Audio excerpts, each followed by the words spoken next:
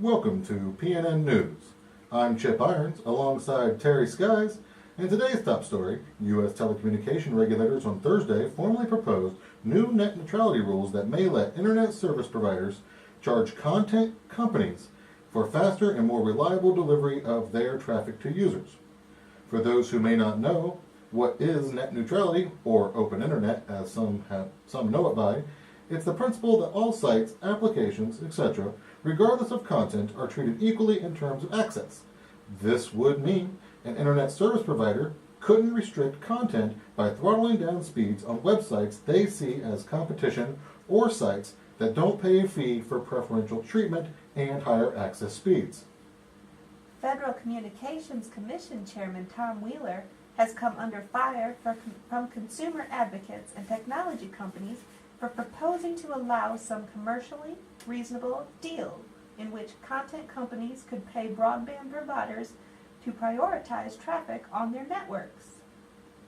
Wheeler's two fellow Democrats at the FCC concurred with him for a 3-2 vote to advance the proposal and begin formally collecting public comment, though they expressed misgivings about the plan. Commissioner Jessica Rosenworcel stated, "I believe the process that got us to this rulemaking today is flawed. I would have preferred a delay. I think we moved too fast to be fair." Commissioner Clybourne added, "The real call to action begins after the vote today. This is your opportunity to formally make your points on the record. You have the ear of the entire FCC. The eyes of the world are on all of us." Critics worry the rules would create fast lanes for companies that pay up, slower traffic for others.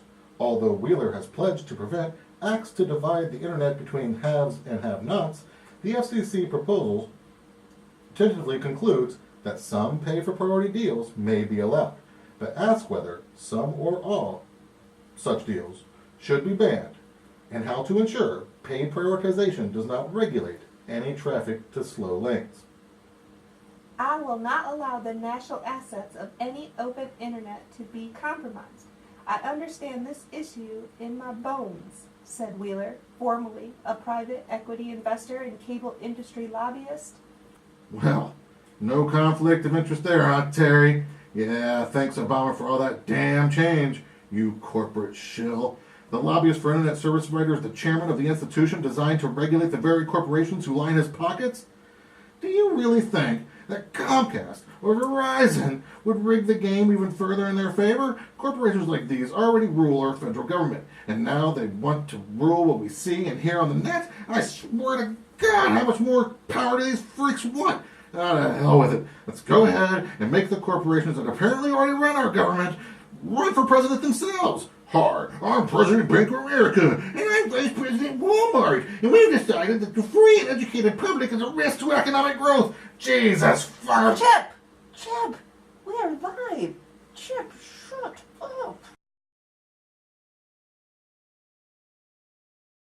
Wheeler went on to say, simply put, when a consumer buys a specified bandwidth, it is commercially unreasonable and thus a violation of this proposal to deny them the full connectivity and the full benefits that connection enables. More than 100 activists protested at the FCC with signs reading, "Liberate the Internet and keep the Internet free." Consumer advocates want the FCC to reclassify Internet providers as utilities, like the telephone company, rather than the less regulated information services they are now. Opponents have told Wheeler that stricter regulations would throw the industry into legal limbo, discourage investment in network infrastructure, and still not prevent pay for priority deals. Yes, numerous technology companies, including Google and Facebook, have spoken out against the pay for priority, although they have not called for reclassification. Well, I'm Major Scares. Well, for Terry Skies and Channel 4, your DC news source, good night. To voice your opinions on this issue, here's how to contact the FCC.